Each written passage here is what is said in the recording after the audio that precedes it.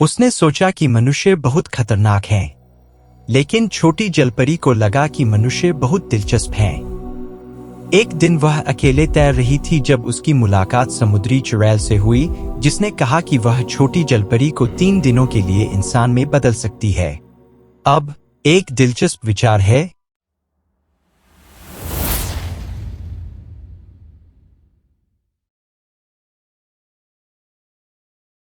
एक समय की बात है, समुद्र की गहराई में एक नन्ही जलपरी रहती थी।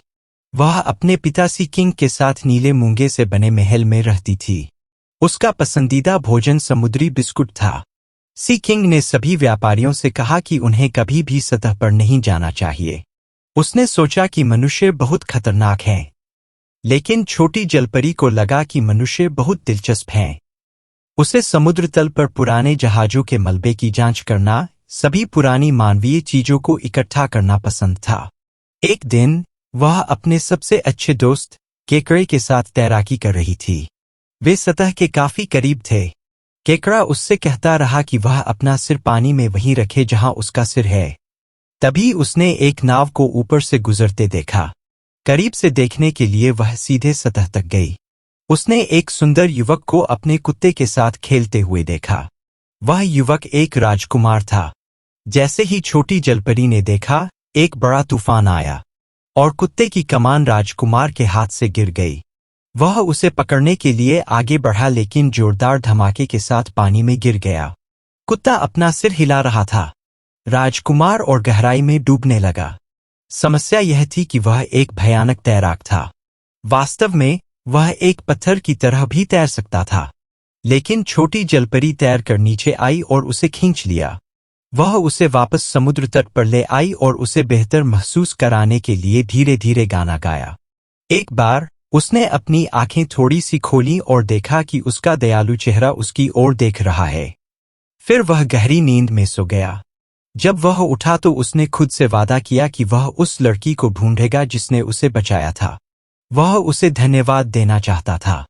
उसने बहुत ढूंढा, परंतु वह नहीं मिली। वह नहीं जानता था कि जिस लड़की ने उसे बचाया था वह राज्य में नहीं, बल्कि उसके अधीन थी, समुद्र में। जब सी किंग को पता चला कि छोटी जलपरी सतह पर आ गई है, तो वह क्रोधित हो गया।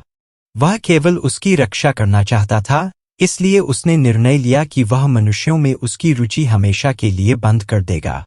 उसने अपने जादुई त्रिशूल का उपयोग किया और उसके सभी मानवीय खजाने को टुकड़े टुकड़े कर दिया। जब छोटी जलपरी ने अपने सारे टूटे हुए खजाने को देखा तो वह बहुत परेशान हो गई और फूट फूट कर रोने लगी। फिर उसने सोचा कि यह कितना शानदार होगा यदि वह और अधिक देखने के लिए एक बार फिर सतह पर वापस जा सके। एक दिन वह अकेले तैर रही थी जब उसकी मुलाकात समुद्री चुड़ैल से हुई, जिसने कहा कि वह छोटी जलपरी को 3 दिनों के लिए इंसान में बदल सकती है। अब एक दिलचस्प विचार है, उसने सोचा। समुद्री चुड़ैल ने अपना जादू चलाया और अपनी जलपरी की पूंछ को पैरों में बदल दिया। वह तैरकर किनारे पर आ गई और जैसा कि आप कल्पना कर सकते हैं, उसकी जलपरी पूंछ के बिना यह आसान नहीं था। जब वह समुद्र तट पर पहुंची तो उसे सीखना पड़ा कि अपने नए पैरों का उपयोग कैसे किया जाए।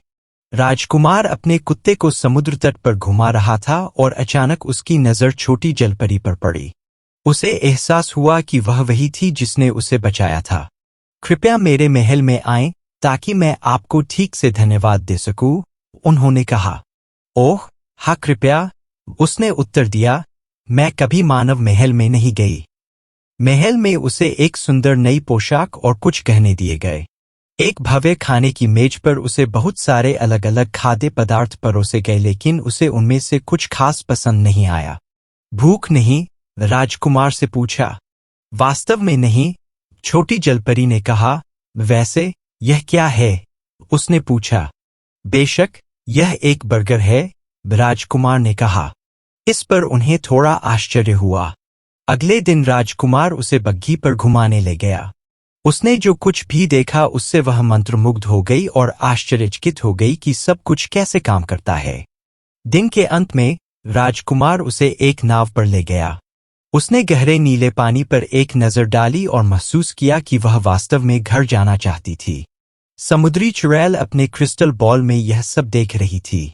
उस लड़की को एक विकल्प मिल गया है। वह या तो इंसान के रूप में रहती है या जलपरी के रूप में, समुद्री चुड़ैल ने सोचा। परेशानी यह थी कि छोटी जलपरी वास्तव में राजकुमार को पसंद करती थी और राजकुमार वास्तव में उसे पसंद करता था। उसके कुत्ते ने भी ऐसा ही किया। तभी अचानक उसका सबसे अच्छा दोस्त केकड़ा तैरकर नाव के किनारे पर आ गया। वह उदास लग रहा था। तब वह जानती थी कि उसे क्या करना चाहिए। वह जानती थी कि उसे अपने परिवार और दोस्तों की बहुत याद आएगी। इसलिए उसने राजकुमार को धन्यवाद दिया और उससे कहा कि उसे घर जाना है। जैसे ही सूरज क्षितिज के नीचे गया, उसके पैर वापस पूंछ में बदल गए और वह वापस जलपरी बन गई। तभी उसे बहुत भूख लगी और वह कुछ स्वादिष्ट समुद्री बिस्किट खाने के लिए इंतजार नहीं कर सकी। वह खुशी खुशी तैरकर समुद्र के नीचे मूंगा महल में अपने परिवार और दोस्तों के पास वापस आ गई। आखिरकार वह वास्तव में वहीं की थी। तो दोस्तों, आपका क्या कहना है इस बारे में? क्या छोटी जलपरी ने यह निर्णय लेके अच्छा किया या नहीं? साथ ही आपके अपने चैनल को लाइक, शेयर एंड सब्सक्राइब जरूर करें। मैं जल्दी आऊंगा आपके लिए कुछ और दिलचस्प कहानी लेके। जय माता दी। राधे राधे। जय श्री राम।